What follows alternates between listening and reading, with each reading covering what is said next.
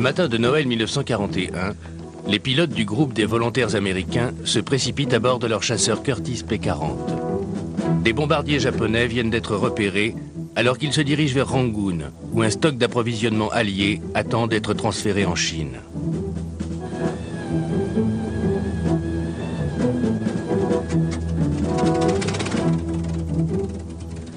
Depuis 2 ans déjà, des raids de bombardement similaires ont sévèrement endommagé ce dépôt. La minuscule force aérienne chinoise, équipée de vieux avions, ne peut résister aux appareils japonais ultramodernes. Ces raids sont généralement des victoires faciles pour les Japonais.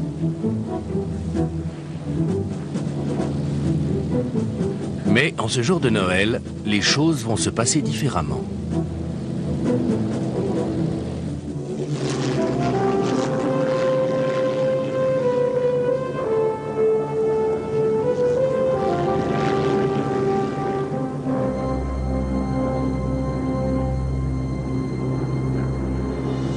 C'est la première mission du groupe des volontaires américains, les célèbres Flying Tigers, les tigres volants. Avec l'aide de la Royal Air Force, ils vont terroriser les Japonais.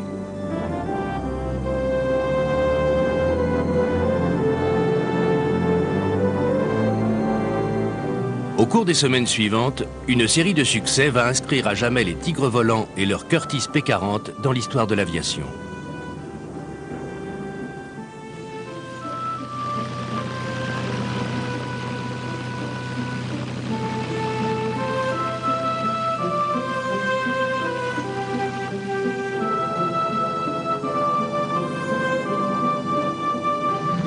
Mais le P-40 n'a pas seulement servi les tigres volants, il a également offert sa robustesse aux Alliés à travers le monde. Sans aucune innovation technologique particulière, l'appareil est déjà démodé le jour de son premier vol. Pourtant, beaucoup de pilotes ne jurent que par lui, et tous sont impressionnés par ses performances. Ils avaient plusieurs qualités. Une vitesse et une maniabilité suffisantes et une excellente robustesse qui leur permettait d'endurer beaucoup de choses. Le P-40 s'est imposé pendant la Seconde Guerre mondiale. C'était un avion respecté, tout le monde le sait. Ils ont combattu dans le désert d'Afrique du Nord avec une grande efficacité. Ils ont combattu dans le Pacifique, dans les Aléoutiennes. Ils s'entraînaient partout. Le P-40 était disponible. C'était le chasseur fabriqué en plus grand nombre à l'époque. Et malgré ses défauts, c'était un avion remarquable.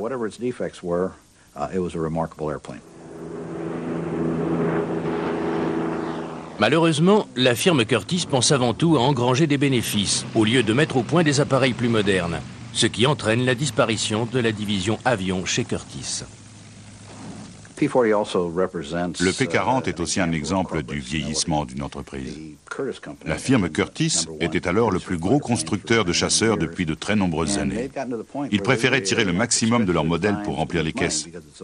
Il est beaucoup moins cher d'exploiter des modèles préexistants plutôt que de retourner sur la planche à dessin pour créer un nouvel appareil, et c'est aussi un peu moins risqué. Ils étaient donc très satisfaits de pouvoir transformer leur P-36 en P-40, en changeant juste le moteur et quelques détails. Résultat, un avion dont la conception datait de 1936 a combattu jusqu'en 1945.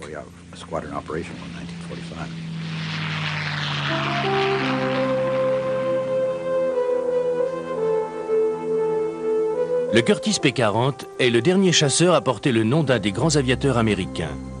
Son histoire permet de savoir comment le nom de Glenn Curtiss a été associé à la production aéronautique bien après que celui-ci ait quitté l'aviation.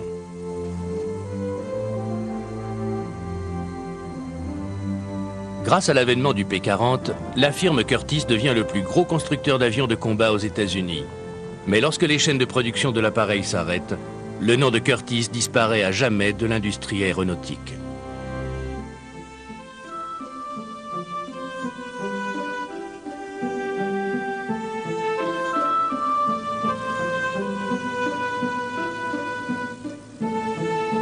Dans le petit cercle extrêmement compétitif des avions de chasse, la technologie du Curtiss est largement dépassée par rapport à celle de ses concurrents. Pourtant, le P-40 a extrêmement bien servi les Alliés. Le succès de l'appareil a entraîné la disparition de ce grand nom de l'aviation américaine dans le domaine prestigieux des appareils de combat. Aucun autre avion, dans toute l'histoire de l'aéronautique, n'évoque plus la contradiction.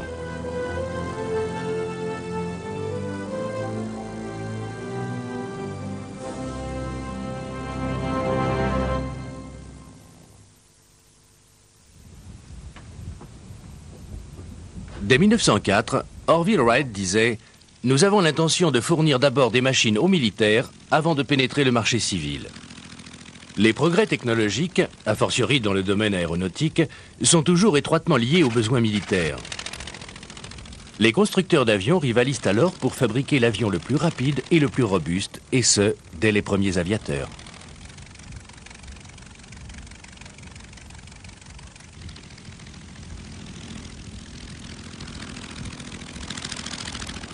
Les frères Wright ont non seulement dû construire le premier avion, mais il leur a fallu aussi consacrer beaucoup de temps et d'énergie à convaincre que ces machines pouvaient avoir un usage militaire. Ils ont démontré aux militaires américains qu'un avion pouvait transporter 2 personnes avec un moteur fiable.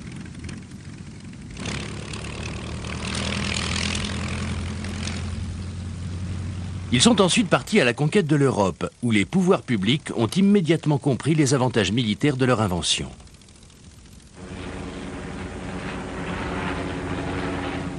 Mais un autre Américain, Glenn Curtiss, concurrence les frères Wright sur leur propre terrain avec ses nouvelles machines. Il est le premier à construire et à faire voler un appareil juste après les frères Wright. Il se fait connaître en démontrant en public les qualités de sa machine. En 1908, il réussit le premier vol de plus d'1 mile, 1,6 km, et reçoit l'American Science Award. Il participe à de nombreuses compétitions et enchaîne les succès dans les concours de vitesse et d'endurance. Mais les frères Wright, eux, ne sont que très rarement présents lors de ces événements. Lors du grand meeting de Reims en 1909, Curtiss acquiert une renommée internationale en étant le seul Américain à participer aux compétitions de vitesse. Les frères Wright ont un moment pensé faire une apparition surprise dans la compétition, mais ils se sont ravisés. La foule européenne assiste donc à la performance. Glenn Curtiss établit son record de vitesse, 75,6 km/h. Curtiss est persuadé qu'il sait maintenant construire l'avion le plus rapide. Il sait aussi que les militaires vont donc s'intéresser à ces machines. Mais la jubilation de Curtiss est de courte durée. Alors qu'il est encore à Reims, l'agent européen des frères Wright lui annonce qu'il l'attaque en justice pour usage illégal de brevets. Pendant quelques années, les procès entre les deux grands pionniers vont pratiquement arrêter tout progrès de l'aviation américaine. En 1912, Wilbur Wright meurt victime de la typhoïde.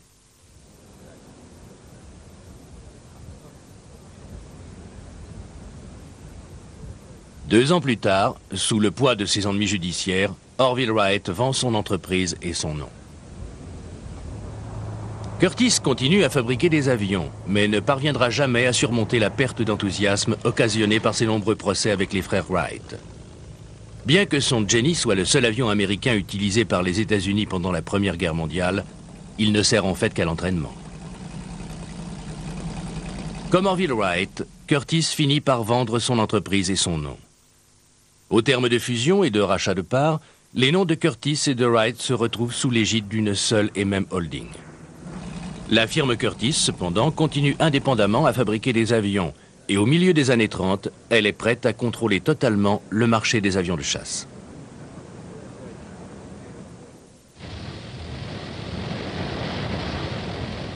L'invasion de l'Éthiopie par l'Italie en 1935 choque l'opinion mondiale et donne à réfléchir à l'industrie aéronautique.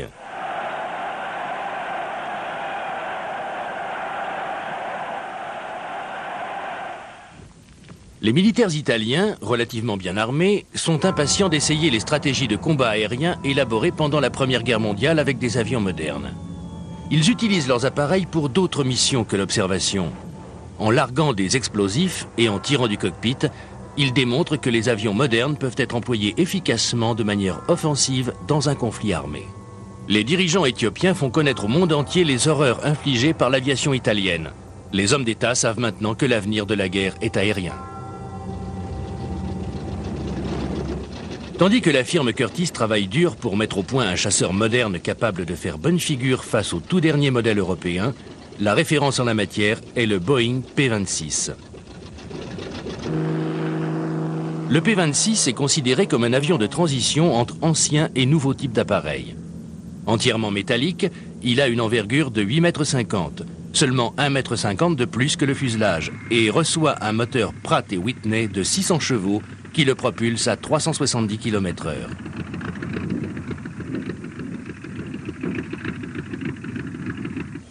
Déterminés à se faire une place de choix sur le marché des avions de chasse, les bureaux d'études de Curtiss entament le développement de leur propre chasseur, le P-36. Avec le P-36, Curtiss tente de revenir dans le marché des chasseurs. La firme a été consternée de perdre le dernier appel d'offres remporté par Boeing avec le P-26. Ils ont été encore plus surpris de voir un nouveau constructeur, comme Seversky, proposer le P-35 et remporter un appel d'offres. Ils ont donc engagé un certain Donovan Berlin, un type formidable, un très bon ami aujourd'hui disparu, pour concevoir un nouveau chasseur, le Curtiss P-36, modèle 75. Il a créé un avion excellent pour l'époque. Curtiss n'avait encore jamais fabriqué d'avion à train escamotable. C'était le premier. Il était entièrement métallique. Ils en avaient déjà construit, mais il n'était pas très fiable. Il avait conçu une aile aussi solide qu'un pont. Un énorme pont avec un longeron qui traversait toute la voilure. Elle était extrêmement solide.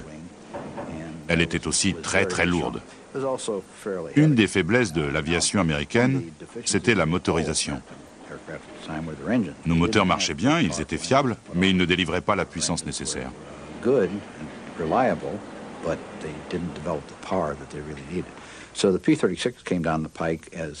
Arrive donc le P-36 avec un moteur radial.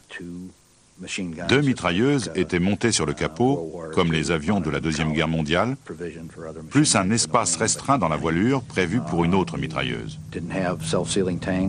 Il n'avait pas de réservoir auto-étanche. Le blindage protégeant le pilote était minimal et la radio était rudimentaire. Ce n'était pas un chasseur formidable. Néanmoins, l'Air Force les a achetés. Ça a été la plus grosse commande de chasseurs de son histoire. C'était un contrat de 16 millions de dollars, et c'était beaucoup d'argent en 1937. Immédiatement, on a émis des réserves sur l'appareil, car les Allemands avaient leur Messerschmitt Bf 109 et le Spitfire faisait la une de la presse en Angleterre. Les Anglais sont ravis du nouveau moteur Rolls-Royce Merlin à refroidissement liquide et décident de le monter dans leur nouveau chasseur, le Spitfire. L'avion vole alors à plus de 560 km/h. C'est une arme redoutable avec ses 8 mitrailleuses Browning 303 dans les ailes. L'appareil mesure 11,22 m de long et son envergure est de 9,11 m.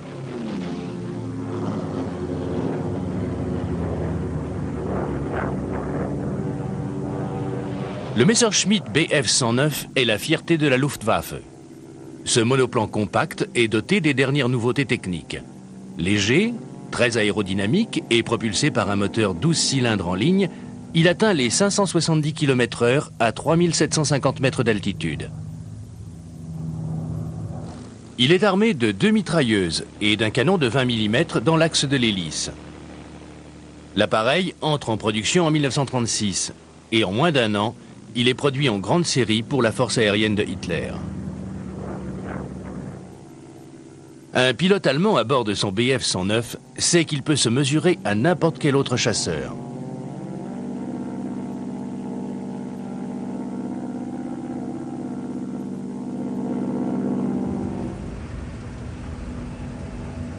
Les Allemands et les Anglais ont une telle avance dans le domaine de l'aviation de chasse qu'il devient indispensable aux Américains de sortir une nouvelle machine.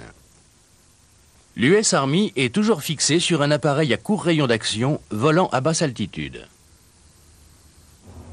Parmi les concurrents, on trouve le Lockheed XP-38, le Bell XP-39 et le Curtiss XP-40. En janvier 1939, le Lockheed P-38, un étonnant bimoteur à 2 queues, sort des ateliers. Il est propulsé par 2 moteurs Allison de 1150 chevaux et doté d'un canon de 37 mm et de 4 mitrailleuses. Après les premiers essais en vol, la France et la Grande-Bretagne passent immédiatement commande de 600 exemplaires.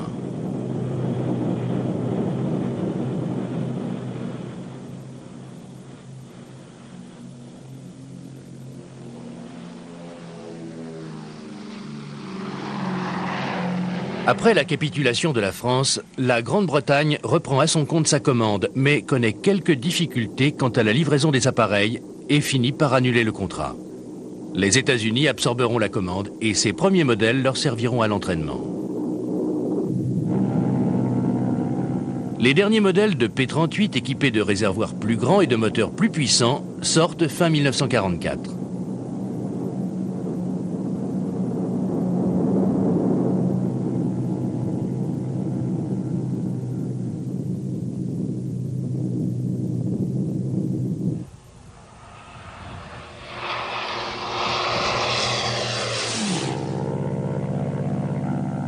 La firme Bell répond à la demande du gouvernement avec le P-39. Le moteur à refroidissement par eau est placé derrière le cockpit et l'arbre de transmission traverse la cabine à la gauche du pilote. Cette conception permettant de loger un train avant rentrant, l'appareil dispose d'un atterrisseur tricycle. Grâce à la position du moteur, un canon de 37 mm est monté dans l'axe de l'hélice et 4 mitrailleuses synchronisées tirent à travers celle-ci.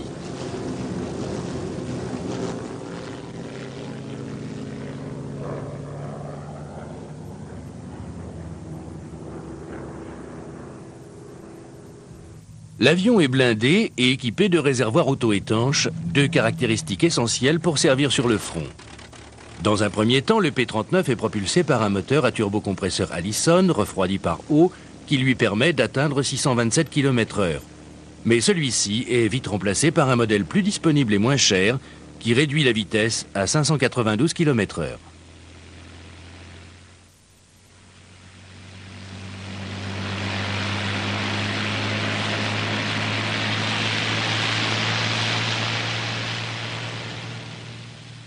La firme Curtiss anticipe la demande d'un nouveau chasseur et met au point le futur P-40. L'ingénieur en chef de Curtiss, Donovan Berlin, a obtenu la permission de l'Army Air Corps pour monter un moteur Allison de 1150 chevaux à refroidissement liquide et turbocompresseur sur un P-36. L'Air Corps donne à ce programme le nom de XP-40.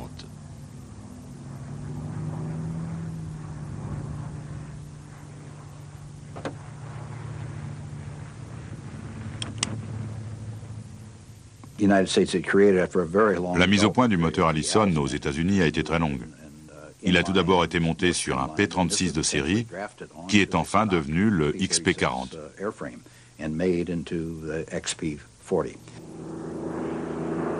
Le XP-40 fait son premier vol le 14 octobre 1938. Deux mitrailleuses sont montées au-dessus du moteur, synchronisées avec l'hélice. Les attaches de voilure permettent d'emporter 6 bombes de 10 kg. Un système de refroidissement par air a été installé sous le nez de l'appareil. L'entrée d'air du radiateur comporte un système de refroidissement élaboré. La vitesse maximale du XP-40 est de 550 km/h à 3700 mètres d'altitude. L'avion est plus rapide que le Hawker Hurricane, mais plus lent que le Spitfire ou le Messerschmitt 109. Sa masse à vide est de 3 tonnes 100. Son autonomie est de 740 km à 480 km/h avec 380 litres de carburant. Il a une envergure de 11,30 m avec une surface à l'air de 22 m². Son fuselage mesure 9,44 m. L'envergure et la surface à l'air ne varieront pas pendant toute la carrière de l'appareil.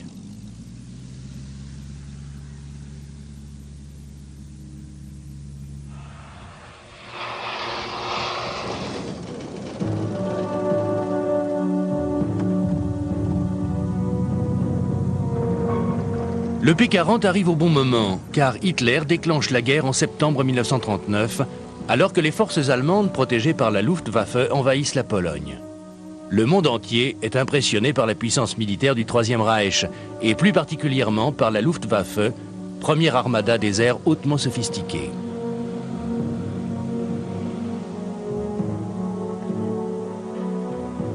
Dès 1935, Hitler viole le traité de Versailles en lançant la construction de sa force aérienne, capable, comme il l'affirme, de mettre un toit d'acier au-dessus de l'Allemagne et de faire disparaître le soleil.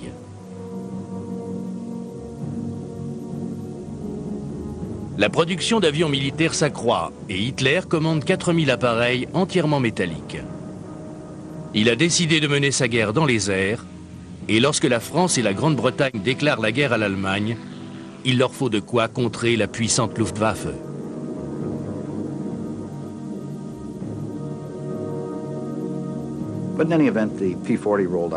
Le P-40 finit par faire son apparition et au moment propice pour Curtiss, puisqu'à ce moment-là, la France a brusquement besoin d'avions, l'Angleterre a besoin d'avions, les États-Unis ont besoin d'avions, et la firme les construit le plus vite possible. Et ce faisant, elle effectue des modifications sur la chaîne en fonction des besoins de la guerre. Blindage supplémentaire, puissance de feu accrue, tant et si bien que le gouvernement ne veut pas arrêter la production. Les militaires du monde entier commencent à remarquer le P-40. Et les commandes étrangères affluent dès mai 1940, lorsque le gouvernement français achète 140 appareils. Immédiatement, Curtiss modifie certaines caractéristiques du P-40 pour le rendre plus apte au combat de première ligne. Les nouveaux modèles reçoivent un moteur moins puissant, mais disponible sans délai, et quelques versions sont prévues pour accueillir une mitrailleuse dans chaque aile. Une fois en service, on ajoute encore du blindage, des pare-brises antiballes et des réservoirs auto-étanches.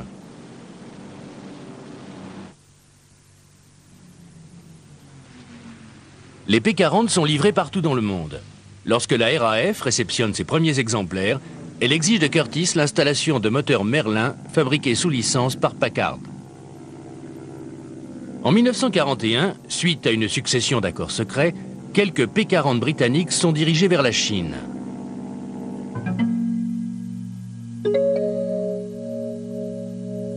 L'influence que la Chine a pu avoir sur le déroulement de la Seconde Guerre mondiale est souvent méconnue. La tension entre la Chine et le Japon date de plusieurs siècles, mais au XXe, le conflit se déclare quand le Japon décide de s'étendre vers l'ouest et met en place son empire en s'emparant de la Mandchourie. En février 1940, après la capitulation de Paris, le Japon envahit l'Indochine et commence son avancée sur la Chine du Sud.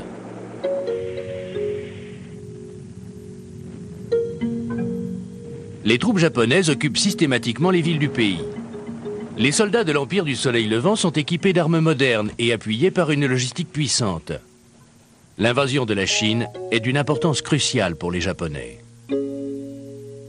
Mais, dirigée par Chiang Kai-shek, la Chine cherche désespérément les moyens de contenir l'agression japonaise.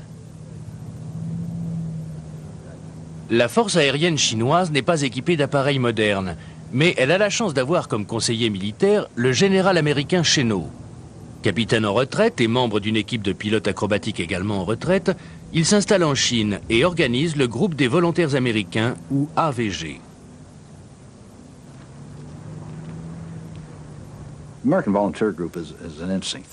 L'AVG est une chose intéressante.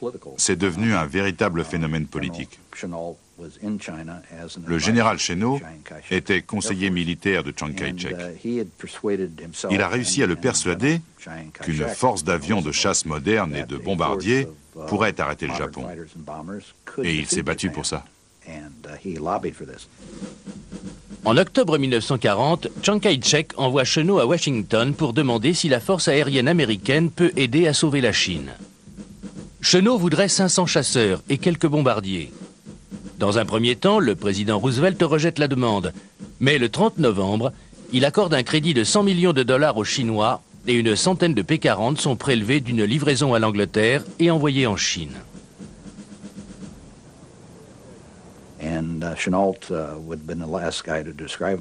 Chennault lui-même ne se considérait pas comme un politique. Mais pourtant, il a usé de son influence politique comme personne. Il mettait le généralissime ou Madame Chang en contact avec le président des États-Unis. Et les ordres qui en découlaient étaient conformes à ses désirs. Donc, malgré sa personnalité farouchement individualiste, il manœuvrait à la perfection et savait à qui s'adresser pour obtenir ce qu'il voulait, à savoir des avions de chasse et enfin quelques bombardiers.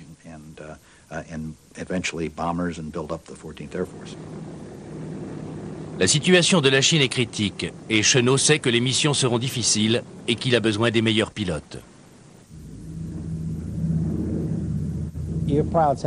Ces pilotes devaient être très disciplinés et adroits, et il savait où les trouver. Ils étaient recrutés aux États-Unis et on leur accordait la permission parce qu'on savait que la guerre était inévitable. Les Tigres volants étaient un groupe de volontaires sélectionnés parmi les pilotes réguliers de l'Air Force, ou des Marines, ou encore des hommes de l'US Navy. Ils devaient démissionner temporairement pour devenir un Tigre volant, mais il était sous-entendu qu'ils ne perdraient pas au change.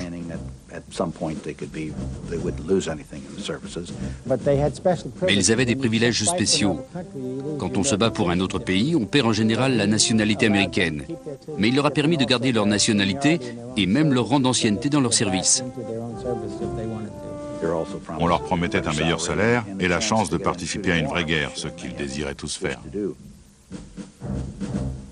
Au cours de l'été 1941, 240 pilotes sont recrutés. La sélection est extrêmement rigoureuse et finalement, ce sont 105 pilotes qui commencent leur entraînement.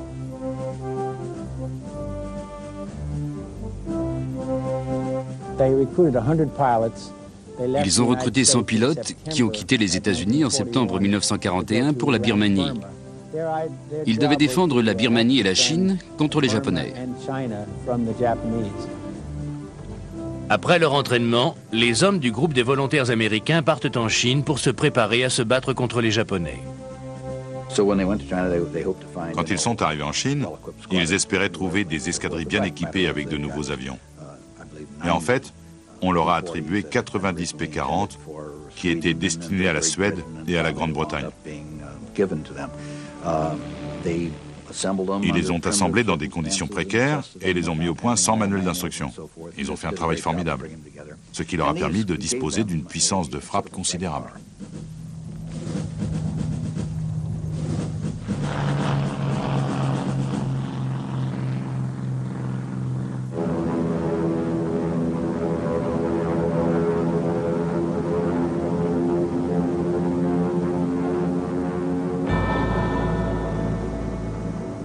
Le 7 décembre 1941, les nouvelles de l'attaque japonaise sur Pearl Harbor sont diffusées sur les ondes tout autour du globe.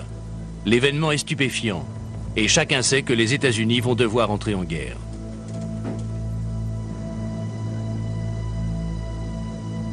À mesure que les informations sur le nombre des victimes et l'importance des dégâts arrivent de l'archipel d'Hawaï, les Américains comprennent qu'ils sont en guerre. Les nouvelles de Pearl Harbor renforcent la détermination des Tigres volants.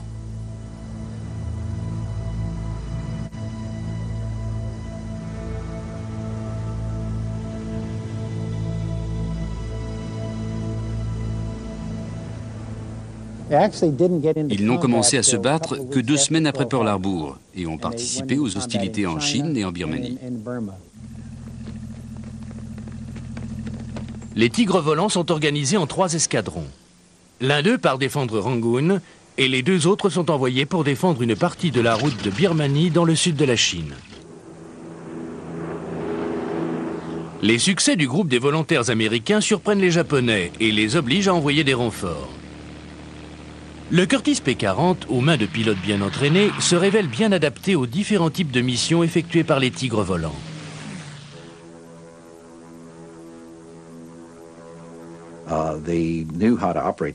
Ils savaient bien utiliser leurs avions.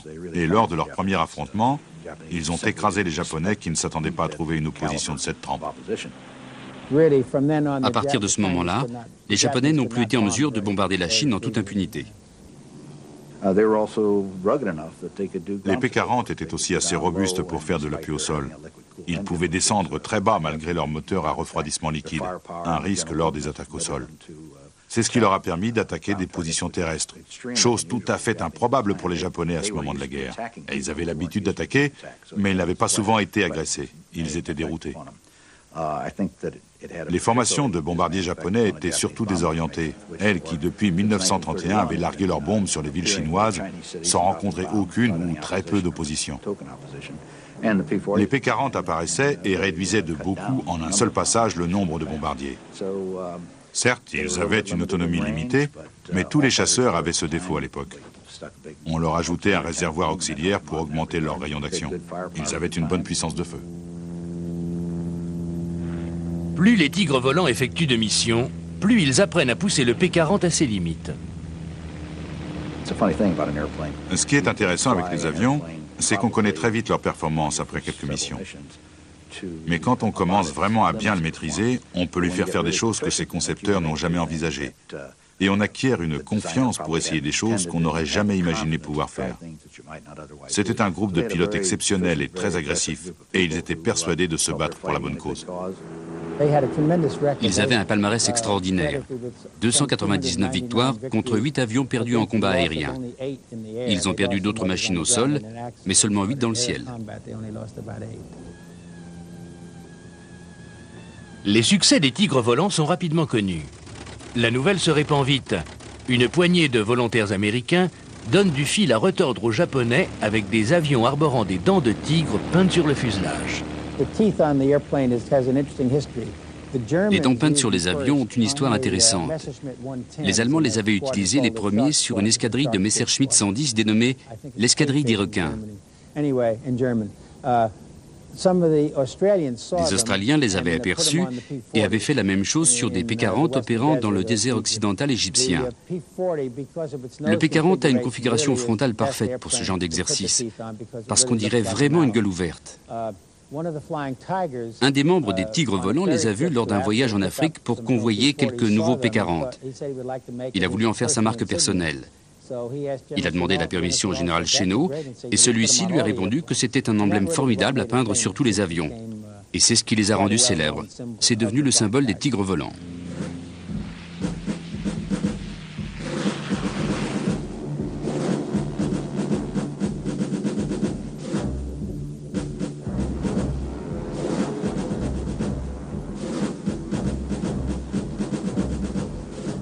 Au cours des 6 semaines d'affrontements pour la défense de Rangoon, les Tigres volants se battent à 31 reprises contre les Japonais. Le groupe des volontaires américains détruit 217 appareils ennemis et ne perd que 4 pilotes et 16 machines. Les Tigres volants ont beau avoir une puissance de feu supérieure, les Japonais semblent disposer d'une réserve inépuisable d'avions et de pilotes. La route de Birmanie ne peut être défendue et le 6 mars 1942, Rangoon tombe aux mains des Japonais. Les Tigres volants changent de stratégie et attaquent les bases aériennes ennemies avec succès. Mais le groupe des volontaires américains va bientôt être intégré dans l'Army Air Corps, car les États-Unis sont maintenant en guerre contre le Japon. À la fin du mois d'avril, le général Chennault retourne dans son corps d'origine en tant que général de brigade et en quelques mois, les volontaires américains font partie du 23e groupe de chasse.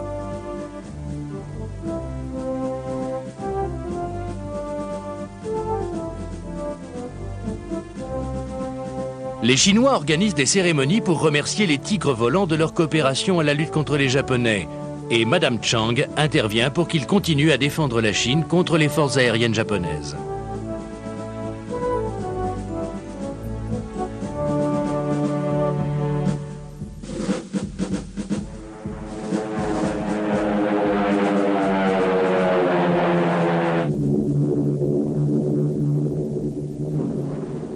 Pendant les premiers temps de la guerre, la production des usines d'avions japonaises s'effectue à un rythme sans précédent. Les avions ont beau être détruits par les Alliés, les Japonais réussissent à fournir à leurs forces aériennes les appareils indispensables à leur expansion en Asie.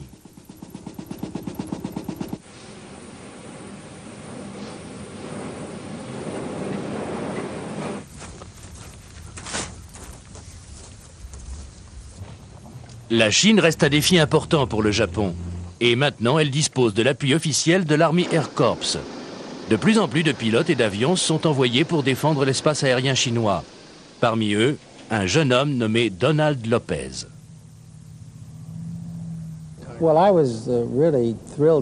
J'étais très impressionné de faire partie d'un groupe aussi célèbre.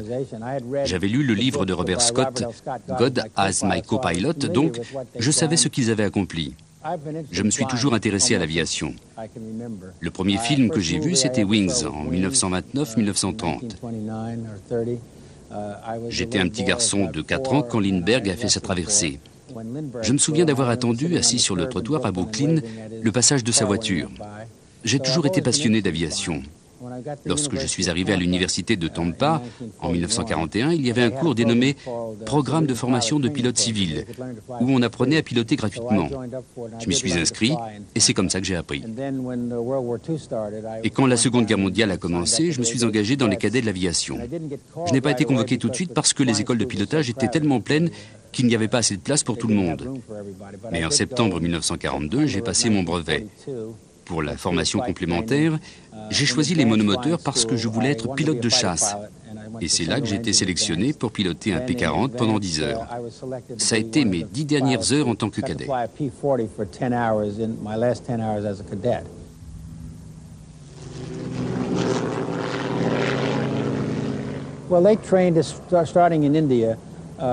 On s'est entraîné en Inde, où on nous a fait découvrir les avantages et les faiblesses du P-40. C'était un avion robuste qui descendait bien en piqué, pas vraiment vite, mais aussi vite que les Oscars, les avions japonais que nous devions affronter. On avait à peu près la même vitesse, mais on n'avait pas la même maniabilité. Les avions japonais étaient extrêmement agiles parce qu'ils pesaient dans les 2,5 tonnes, alors que les nôtres pesaient 4 tonnes. On ne pouvait pas virer pendant les exercices. On nous empêchait de le faire. Les pilotes de chasse sont formés à combattre l'ennemi en virant. Contre un Messerschmitt, c'est la marche à suivre. Mais là, ça ne servait à rien. On ne pouvait pas virer assez vite. Donc, on nous entraînait à rester par deux, à attaquer en piqué, tirer, laisser marcher et remonter, puis recommencer. La première chose que j'ai remarquée à mon premier décollage, c'est qu'il y avait beaucoup de couples. Si on tirait vers la gauche fortement, on arrivait à virer. Il fallait comprendre qu'on ne corrigeait pas seulement un peu la dérive, mais qu'il fallait pousser dessus vraiment fort et essayer de le faire filer droit au décollage. On finissait par s'y habituer. Mais la première fois, on avait l'impression de dériver complètement. Après avoir réussi son entraînement, Lopez est envoyé au combat au-dessus de la Chine. Mes 8 premières missions étaient des missions d'attaque au sol. Les Japonais, à l'époque où je suis arrivé, opéraient dans la région du lac de Tonkin, près de Hankow.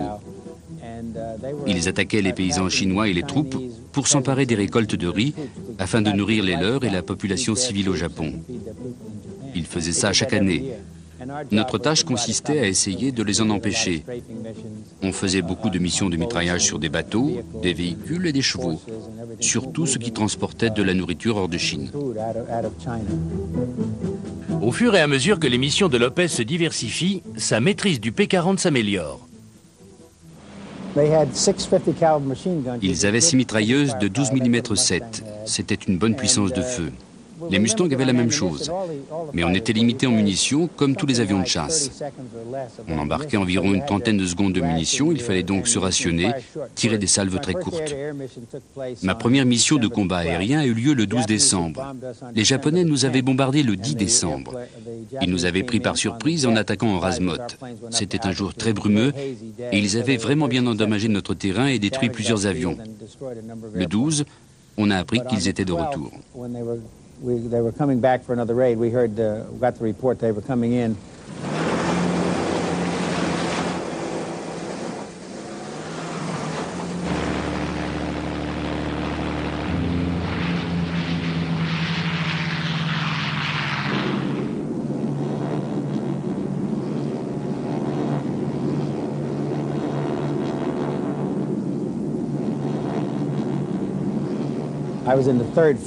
J'étais dans la 3e formation de 12 avions et j'étais le numéro 2. Le commandant nous avait ordonné de laisser les 2 premières voler bas parce qu'il pensait que les Japonais attaqueraient en Razmot, ce qu'ils ont fait. Notre groupe devait grimper et assurer la couverture. En écoutant les échanges radio, Lopez comprend que son escadrille vient d'engager les Japonais.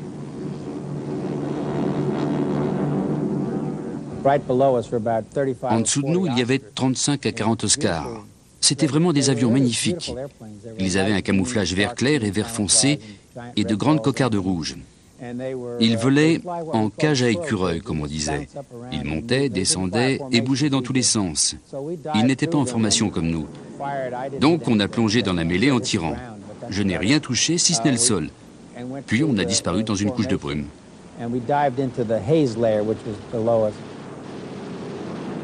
Dans les nuages, Lopez perd le reste de sa formation et décide de remonter pour retrouver d'autres P-40.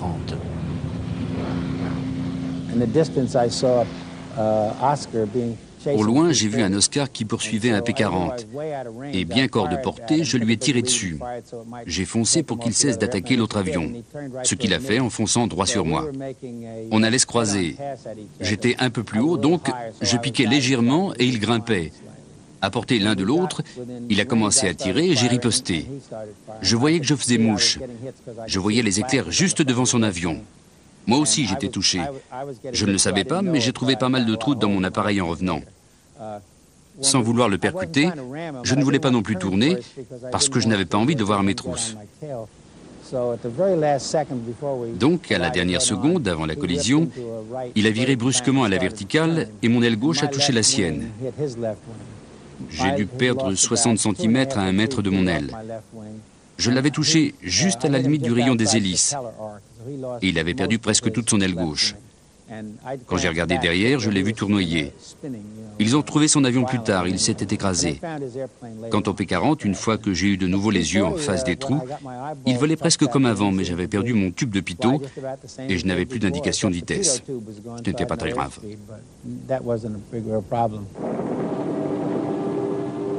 Lopez et son escadron, avec leur P-40, continuent d'infliger de sévères pertes aux forces aériennes nippones, incapables de répliquer.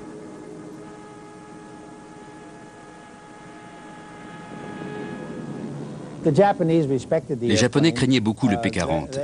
Ils savaient que ce n'était pas notre meilleur appareil, mais ils leur donnaient du fil à retordre. Ils avaient beaucoup de respect pour la machine. C'était un avion très robuste. Ils nous tiraient dessus avec tout ce qu'ils avaient. Je revenais criblé d'impact, mais en volant. Une fois à Kwailin, mon avion était garé à côté de la piste et un P-51 qui décollait a fait passer le bout de son aile à travers l'hélice de mon avion.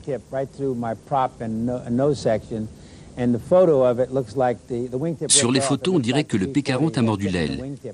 Il a fallu remplacer la section avant et on m'en a mis une sans les dents parce que le gars qui les peignait n'était pas là. J'ai dû aller combattre les Japonais à coups de gencives pendant quelques semaines. En 1943, les problèmes apparaissent. La rareté des moteurs Merlin fabriqués par Packard oblige à monter sur les P-40 des vieux moteurs Allison moins puissants. De plus, de nouveaux chasseurs, comme le North American P-51 Mustang, entrent en service.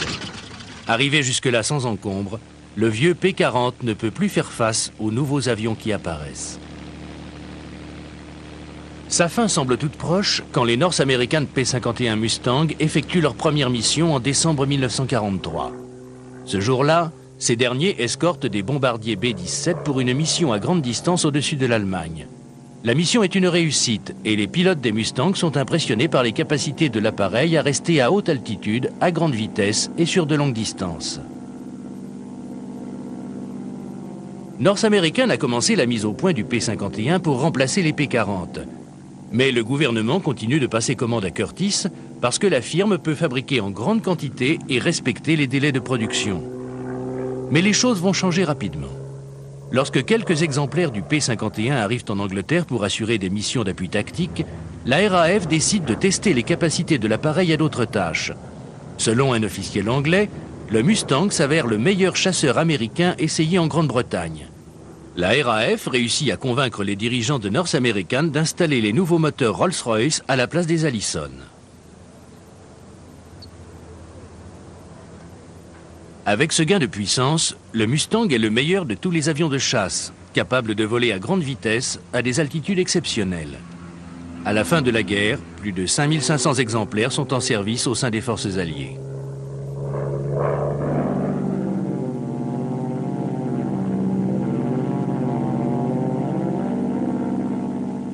Le P-51 a été conçu dès le départ comme un remplaçant du P-40 et fin 1943, le processus est en marche. La firme Curtiss-Wright, qui avait obstinément refusé de lancer de nouveaux modèles, voit son P-40 remplacé par un avion beaucoup plus moderne.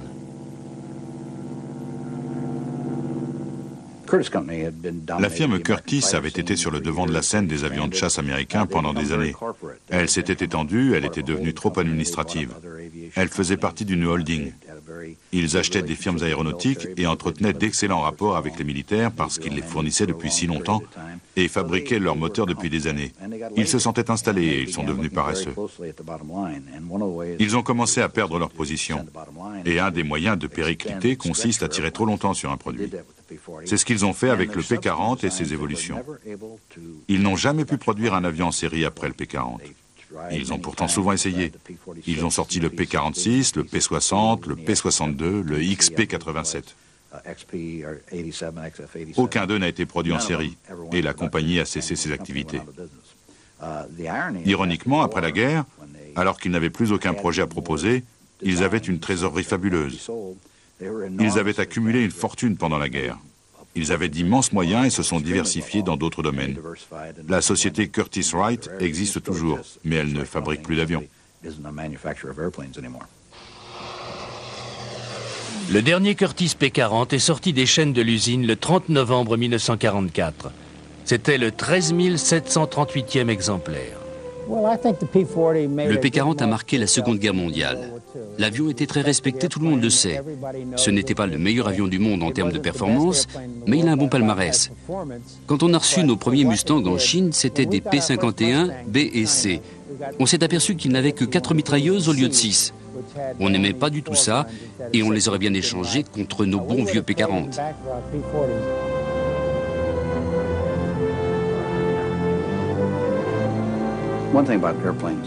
Il y a une chose avec les avions. Même si l'appareil est mauvais, c'est en volant avec qu'on finit par l'apprécier. De très mauvais avions ont été mis en service, mais les pilotes qui ont volé à bord ne jurent que par eux. Le P-40 est peut-être ce genre de machine, mais c'était quand même un bon avion pour son époque. Il est juste arrivé un peu trop tôt par rapport aux autres machines qu'il a dû côtoyer. Le Curtiss-Wright P-40 s'est taillé une place à part dans l'histoire de l'aviation. Il a non seulement été l'avion des tigres volants, mais il a servi les Alliés aux 4 coins du monde, et c'est ce qui en a fait une aile de légende.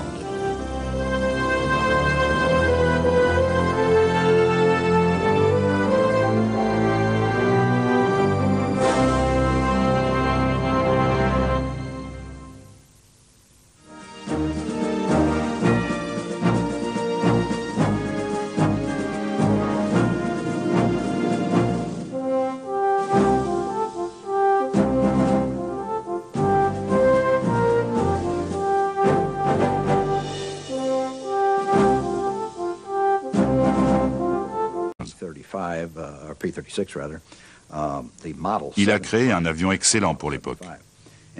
Curtiss n'avait encore jamais fabriqué d'avion à train escamotable. C'était le premier. Il était entièrement métallique.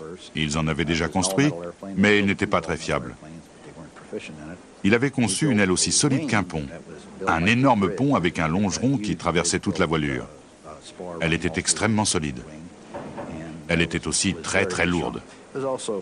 Une des faiblesses de l'aviation américaine, c'était la motorisation. Nos moteurs marchaient bien, ils étaient fiables, mais ils ne délivraient pas la puissance nécessaire.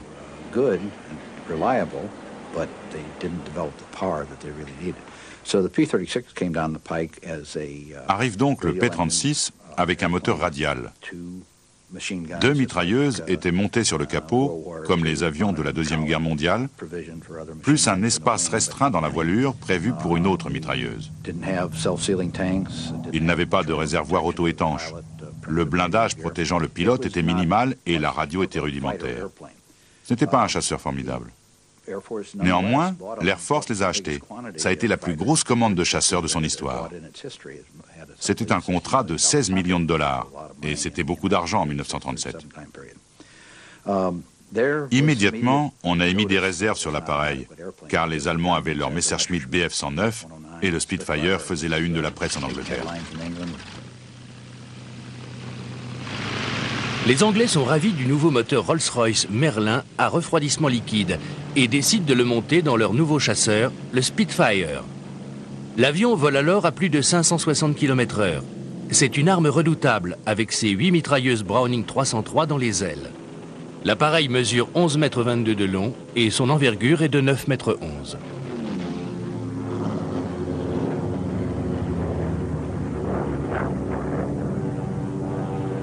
m. Le Messerschmitt Bf 109 est la fierté de la Luftwaffe. Ce monoplan compact est doté des dernières nouveautés techniques. Léger, très aérodynamique et propulsé par un moteur 12 cylindres en ligne, il atteint les 570 km/h à 3750 mètres d'altitude. Il est armé de 2 mitrailleuses et d'un canon de 20 mm dans l'axe de l'hélice. L'appareil entre en production en 1936 et en moins d'un an, il est produit en grande série pour la force aérienne de Hitler. Un pilote allemand à bord de son Bf 109 sait qu'il peut se mesurer à n'importe quel autre chasseur.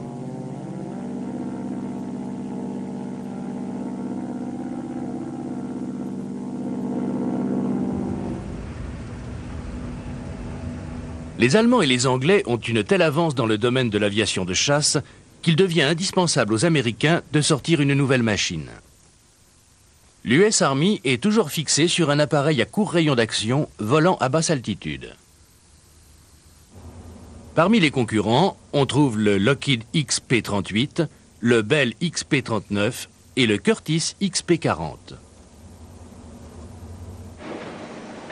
En janvier 1939, le Lockheed P-38, un étonnant bimoteur à 2 queues, sort des ateliers. Il est propulsé par 2 moteurs Allison de 1150 chevaux et doté d'un canon de 37 mm et de 4 mitrailleuses. Après les premiers essais en vol, la France et la Grande-Bretagne passent immédiatement commande de 600 exemplaires.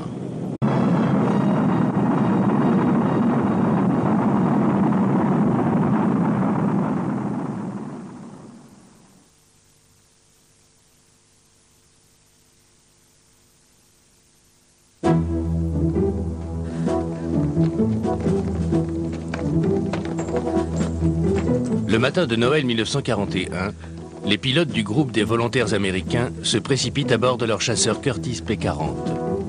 Des bombardiers japonais viennent d'être repérés alors qu'ils se dirigent vers Rangoon, où un stock d'approvisionnement allié attend d'être transféré en Chine.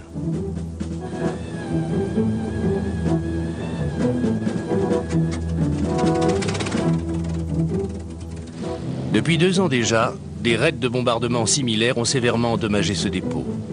La minuscule force aérienne chinoise, équipée de vieux avions, ne peut résister aux appareils japonais ultramodernes. Ces raids sont généralement des victoires faciles pour les Japonais.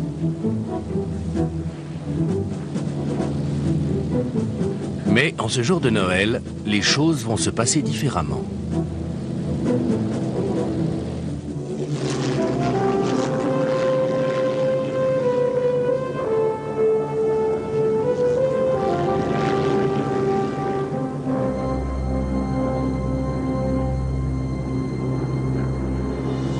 C'est la première mission du groupe des volontaires américains, les célèbres Flying Tigers, les tigres volants.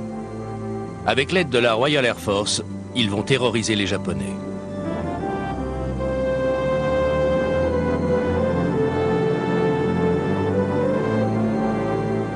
Au cours des semaines suivantes, une série de succès va inscrire à jamais les tigres volants et leur Curtiss P-40 dans l'histoire de l'aviation.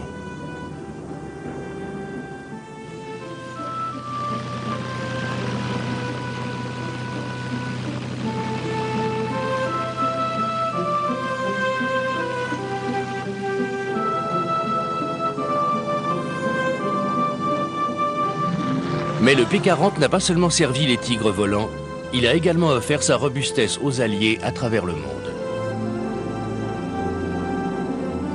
Sans aucune innovation technologique particulière, l'appareil est déjà démodé le jour de son premier vol. Pourtant, beaucoup de pilotes ne jurent que par lui, et tous sont impressionnés par ses performances. Ils avaient plusieurs qualités. Une vitesse et une maniabilité suffisantes et une excellente robustesse qui leur permettait d'endurer beaucoup de choses. Le P-40 s'est imposé pendant la Seconde Guerre mondiale. C'était un avion respecté, tout le monde le sait. Ils ont combattu dans le désert d'Afrique du Nord avec une grande efficacité. Ils ont combattu dans le Pacifique, dans les Aléoutiennes. Ils s'entraînaient partout. Le P-40 était disponible. C'était le chasseur fabriqué en plus grand nombre à l'époque. Et malgré ses défauts, c'était un avion remarquable.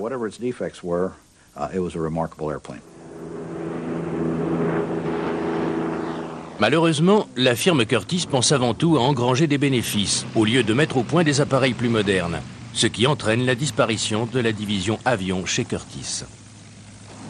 Le P-40 est aussi un exemple du vieillissement d'une entreprise.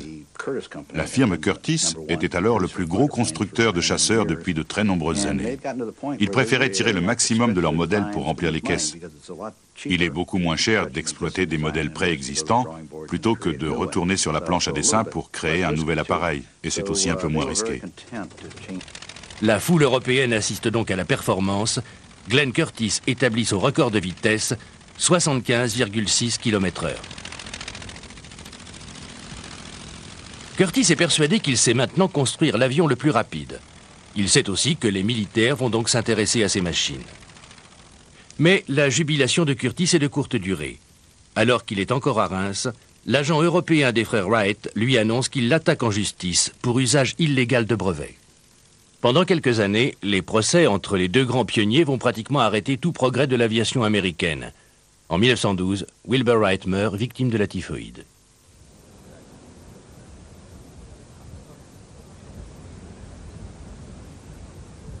Deux ans plus tard, sous le poids de ses ennuis judiciaires, Orville Wright vend son entreprise et son nom. Curtiss continue à fabriquer des avions, mais ne parviendra jamais à surmonter la perte d'enthousiasme occasionnée par ses nombreux procès avec les frères Wright. Bien que son Jenny soit le seul avion américain utilisé par les États-Unis pendant la Première Guerre mondiale, il ne sert en fait qu'à l'entraînement. Comme Orville Wright, Curtiss finit par vendre son entreprise et son nom. Au terme de fusion et de rachat de parts, les noms de Curtiss et de Wright se retrouvent sous l'égide d'une seule et même holding.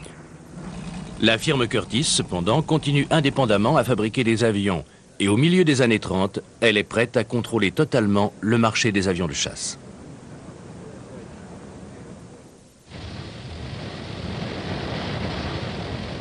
L'invasion de l'Éthiopie par l'Italie en 1935 choque l'opinion mondiale et donne à réfléchir à l'industrie aéronautique.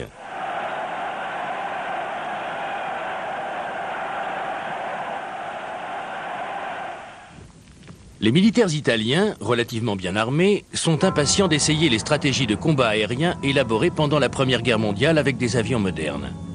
Ils utilisent leurs appareils pour d'autres missions que l'observation. En larguant des explosifs et en tirant du cockpit, ils démontrent que les avions modernes peuvent être employés efficacement de manière offensive dans un conflit armé. Les dirigeants éthiopiens font connaître au monde entier les horreurs infligées par l'aviation italienne. Les hommes d'État savent maintenant que l'avenir de la guerre est aérien. Tandis que la firme Curtiss travaille dur pour mettre au point un chasseur moderne capable de faire bonne figure face au tout dernier modèle européen, la référence en la matière est le Boeing P-26. Le P-26 est considéré comme un avion de transition entre anciens et nouveaux types d'appareils. Entièrement métallique, il a une envergure de 8,50 m, seulement 1,50 m de plus que le fuselage, et reçoit un moteur Pratt & Whitney de 600 chevaux qui le propulse à 370 km/h.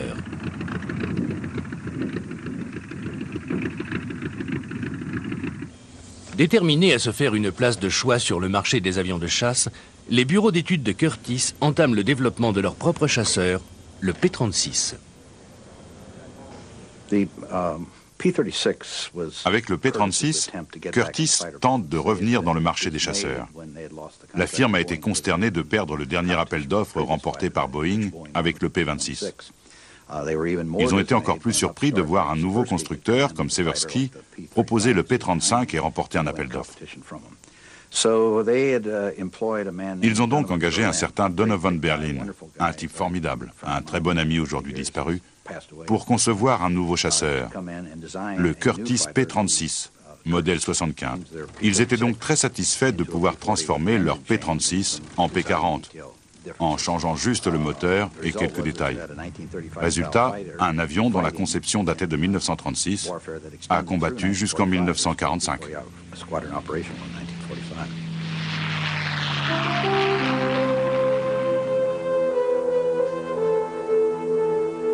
Le Curtiss P-40 est le dernier chasseur à porter le nom d'un des grands aviateurs américains.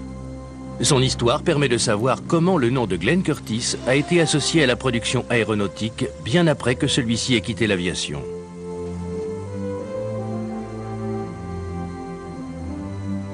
Grâce à l'avènement du P-40, la firme Curtiss devient le plus gros constructeur d'avions de combat aux États-Unis. Mais lorsque les chaînes de production de l'appareil s'arrêtent, le nom de Curtiss disparaît à jamais de l'industrie aéronautique.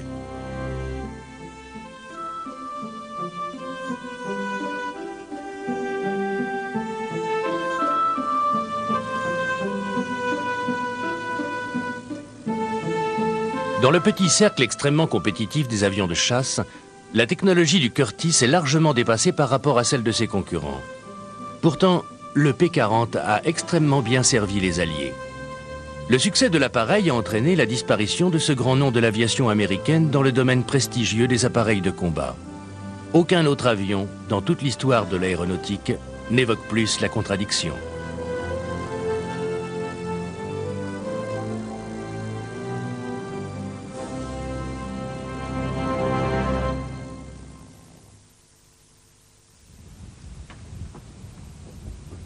Dès 1904, Orville Wright disait « Nous avons l'intention de fournir d'abord des machines aux militaires avant de pénétrer le marché civil. » Les progrès technologiques, a fortiori dans le domaine aéronautique, sont toujours étroitement liés aux besoins militaires. Les constructeurs d'avions rivalisent alors pour fabriquer l'avion le plus rapide et le plus robuste, et ce, dès les premiers aviateurs.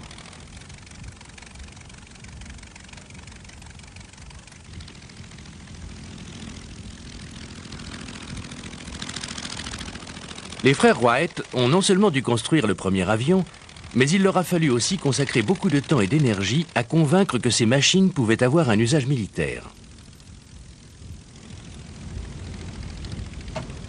Ils ont démontré aux militaires américains qu'un avion pouvait transporter 2 personnes avec un moteur fiable.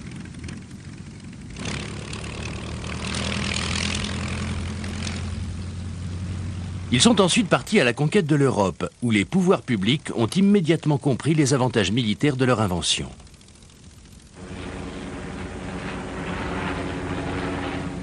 Mais un autre Américain, Glenn Curtiss, concurrence les frères Wright sur leur propre terrain avec ses nouvelles machines. Il est le premier à construire et à faire voler un appareil juste après les frères Wright. Il se fait connaître en démontrant en public les qualités de sa machine. En 1908, il réussit le premier vol de plus d'1 mile, 1,6 km, et reçoit l'American Science Award. Il participe à de nombreuses compétitions et enchaîne les succès dans les concours de vitesse et d'endurance. Mais les frères Wright, eux, ne sont que très rarement présents lors de ces événements.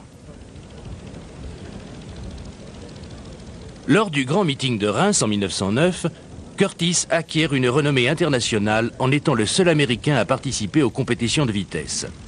Les frères Wright ont un moment pensé faire une apparition surprise dans la compétition, mais ils se sont ravisés.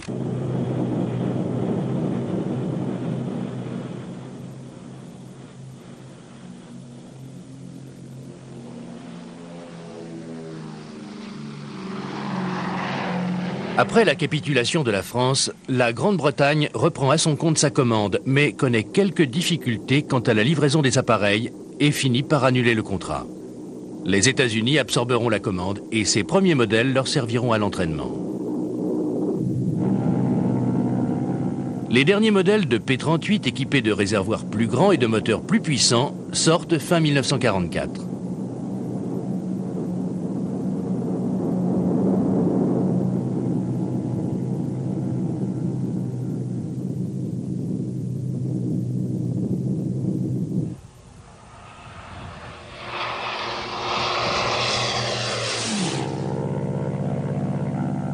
La firme Bell répond à la demande du gouvernement avec le P-39. Le moteur à refroidissement par eau est placé derrière le cockpit et l'arbre de transmission traverse la cabine à la gauche du pilote. Cette conception permettant de loger un train avant rentrant, l'appareil dispose d'un atterrisseur tricycle. Grâce à la position du moteur, un canon de 37 mm est monté dans l'axe de l'hélice et 4 mitrailleuses synchronisées tirent à travers celle-ci.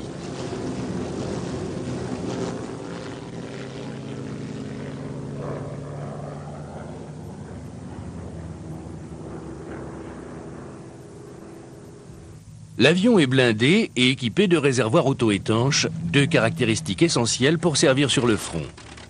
Dans un premier temps, le P-39 est propulsé par un moteur à turbocompresseur Allison, refroidi par eau, qui lui permet d'atteindre 627 km/h. Mais celui-ci est vite remplacé par un modèle plus disponible et moins cher, qui réduit la vitesse à 592 km/h.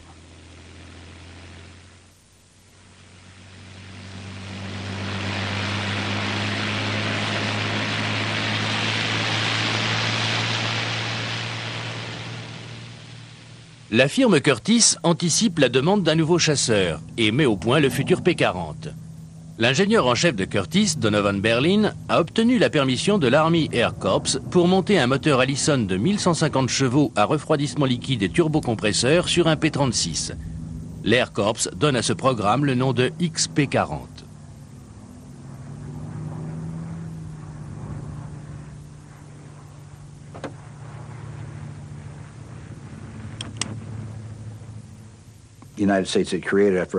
La mise au point du moteur Allison aux États-Unis a été très longue.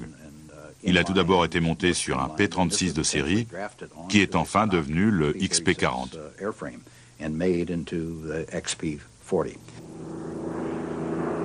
Le XP-40 fait son premier vol le 14 octobre 1938. Deux mitrailleuses sont montées au-dessus du moteur, synchronisées avec l'hélice. Les attaches de voilure permettent d'emporter 6 bombes de 10 kg. Un système de refroidissement par air a été installé sous le nez de l'appareil. L'entrée d'air du radiateur comporte un système de refroidissement élaboré. La vitesse maximale du XP-40 est de 550 km/h à 3700 mètres d'altitude. L'avion est plus rapide que le Hawker Hurricane, mais plus lent que le Spitfire ou le Messerschmitt 109. Sa masse à vide est de 3 tonnes 100. Son autonomie est de 740 km à 480 km/h avec